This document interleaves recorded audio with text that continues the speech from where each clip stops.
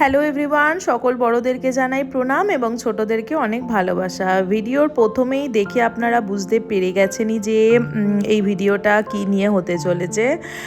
ব্যাপারটা সেটাই যেটা আপনারা দেখছেন, আমাদের বাড়িতে ফেলেছিল কার্তিক ঠাকুর। আমরা করছিলাম ছট পুজোর সমস্ত রকম আয়োজন, আমাদের বাড়িতে ছট পুজো ছিল, তো আমরা ছট পুজোর সমস্ত রকম আয়োজন করছিলাম। সেই দিনই রাতের বেলা এরম 9টা মতো বাজছিল, বাইরে প্রচণ্ড বাজি ফাজির আওয়াজ হয়, কিন্তু আমরা বুঝতে পারি না যে এরম একটা কিছু ব্যাপার হবে, আনএক্সপেক্টেড একটা ব্যাপার ছিল। তো আমরা বাইরে বেরিয়ে দেখিও নি যে কী হয়েছে না হয়েছে, খালি শুনেছিলাম হ্যাঁ বাজি ফাজি ফাটছে। তার গত 1-1.5 ঘন্টা পর আমার শ্বশুরমশাই যখন বাড়িতে আসে, তখন আমার শাশুড়ি মাকে বলে, আরে বাইরে বেরিয়ে দেখো নি একবারও যে কার্তিক ঠাকুর ফেলে গেছে কারা। তখন আমরা সবাই বাইরে বেরিয়ে দেখি সত্যি তো বাইরে কার্তিক ঠাকুর বসানো আছে। আর তারপরে সবচেয়ে যেটা ব্যাপার সেটা হচ্ছে যে কার্তিক ঠাকুর ফেলে মোটামুটি মানে বন্ধুরা, সে আমার বন্ধুরা হোক আমার বরের বন্ধুরা হোক, কিন্তু আমাদের বাড়িতে যারা কার্তিক ঠাকুর ফেলেছিলেন তিনি হচ্ছেন আমার শ্বশুরমশাইয়ের বন্ধুরা। মানে কি বলবো, মোটামুটি কার্তিক ঠাকুর পিসি মাসি এইরম হিসাবে চিঠি লেখা থাকে, কিন্তু এই চিঠিতে দেখতেই পাচ্ছেন জেঠু কাকা এরম সমস্ত সম্বোধন করে চিঠি লেখা ছিল। আমার শ্বশুরমশাই 4-5 জন বন্ধু মিলে কার্তিক ঠাকুর ফেলেছে।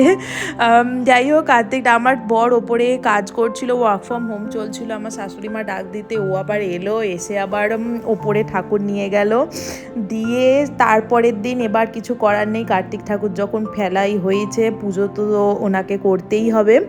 আর তারপরে কার্তিক ঠাকুর আসলে ফেলেছিল ছট পুজোর দিন, তারপর ছট পুজো মিটে তার 1 সপ্তাহ মতো পর ছিল কার্তিক পুজো।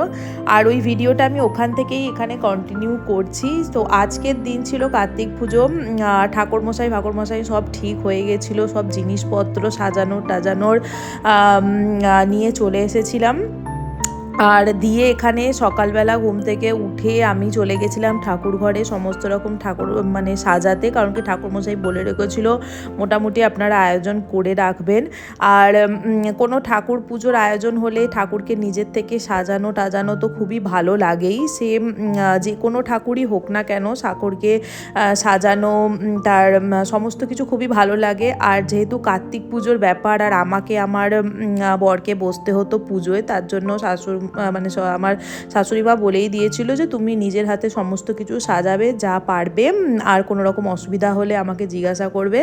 আর আমার মা বাবাকেও ডেকে নিয়েছিলাম, কারণ কি কার্তিক পুজোর যা শুনলাম সবার মুখের একটা রীতি থাকে যে মামার বাড়ি থেকে মানে আমার বাপের বাড়ি থেকে আর কি আমার বাবা মা আসবেন, তারা পুজোর জোগাড়জাটিতে মানে পুজোর যে সমস্ত কিছু তারা আয়োজন করবেন নিজের হাতে, সেই মতোই আমি আমার বাবা মাকেও ডেকে নিয়েছিলাম।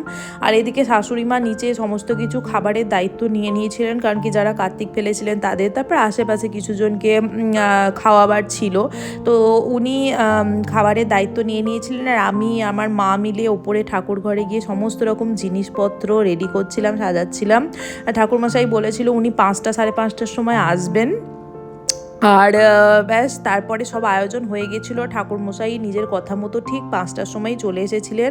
আর এখানে মানে জলদি করে মানে যতটা পেরেছি রেডি হয়েছি, রেডি কিছুই নয়, খালি শাড়ি কাপড়টাই পরে হালকা খালি একটুখানি লিপস্টিক লাগিয়ে নিয়েছিলাম, মেকআপ ফেকআপ কিছুই করার সময় পাইনি। একে তো সকাল থেকে ছিলাম ওই দিনকে আমি উপোস, আর তারপরে কাজকর্ম করতে করতে আর সময়ও হয়নি। আর ঠাকুরমশাই চলে এসেছিলেন, এখানে বসে গেছিল পুজো। আর পুজোতে ঠাকুরমশাই আমাকে আর আমার বরকেই বলেছিলেন যে সংকল্প করতে হবে তোমাদের। আমি তো উপোস করেছিলাম, ঠিক আছে, আমি জন্মাষ্টমী শিবরাত্রি এইসব উপোস করি, তো প্রবলেমটা আমার জন্য কিছুই ছিল না, ছিল আমার বরের জন্য।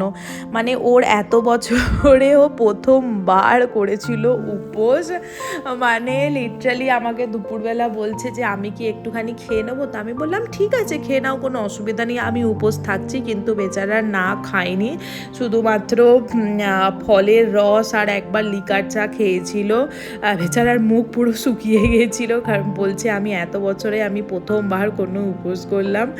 আর যাই হোক, তাকে ধরে বেঁধে বসানো হয়েছিল পুজোতে। ও সচরাচর কোনো পুজো পাঠে বসতে চায় না, মানে থাকে পুজো দেখে, ফটো ভিডিও সমস্ত কিছু করে, পুজোর প্রসাদ ভোগ সবই কিছু খাবে, কিন্তু ওকে বসতে বললে পুজোয় যে ও অত সময় নিয়ে পুজোতে বসতে অতটা ও ও মানে পারে না, চায়ও না। যাই হোক, কিন্তু এই পুজোটা করতে হতো আমাকে আর ওকেই। ঠাকুরমশাইও এই বলেছিলেন, শাশুড়ি মা এই বলেছিলেন। দিয়ে আমরা সবাই বসে পড়েছিলাম এখানে সংকল্প করতে, আর ঠাকুরমশাই এখানে পুজো শুরু করে দিয়েছিলেন। আয়োজন মোটামুটি যতটা পেরেছি ততটা করেছি আসলে। মানে কার্তিক পুজো যথারীতি পুরোপুরি বাংলা মতেই হয় আমাদের বাড়িতে।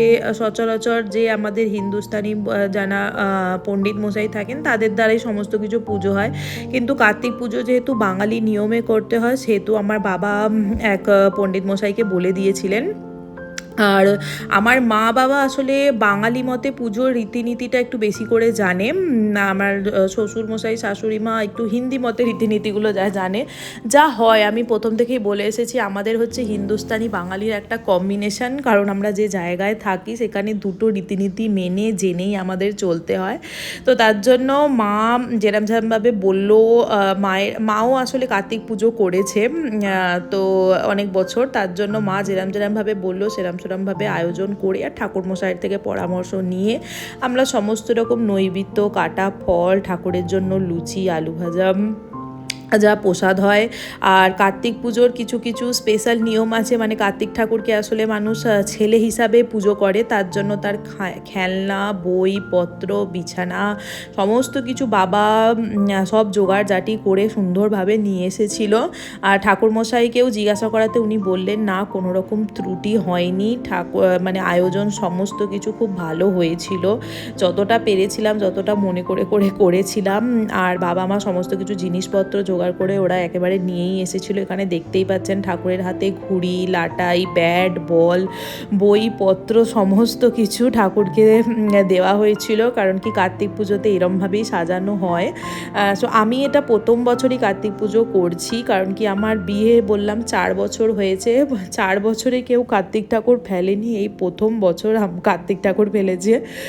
তো আমি যারা ফেলেছিল তাদেরকে এটাই বলছিলাম, আচ্ছা কাকু আপনারা যখন কার্তিক ঠাকুর ফেললেন, বিয়ে 4 বছর আমার হয়ে গেল, প্রথম বছরই ফেলতে পারতেন। তো তারা বলে যে না, আসলে ব্যাপারটা মানে তারাও যাতেও গুছিয়ে টুছিয়ে বলতে পারছে না, যাতে তারাও ভাবছে যে এতদিনে কার্তিক সরস্বতী কিছুই আসছে না, তার জন্য হয়তো কার্তিক ঠাকুর ফেললে আসবে।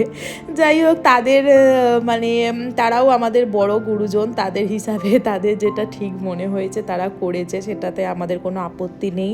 আর ঠাকুর যে ঠাকুরই হোক, সে আমাদের ঘরে এসেছে, তাকে আমরা পুজো করব না বা অবহেলা করব সেটা কোনোভাবেই হয় না।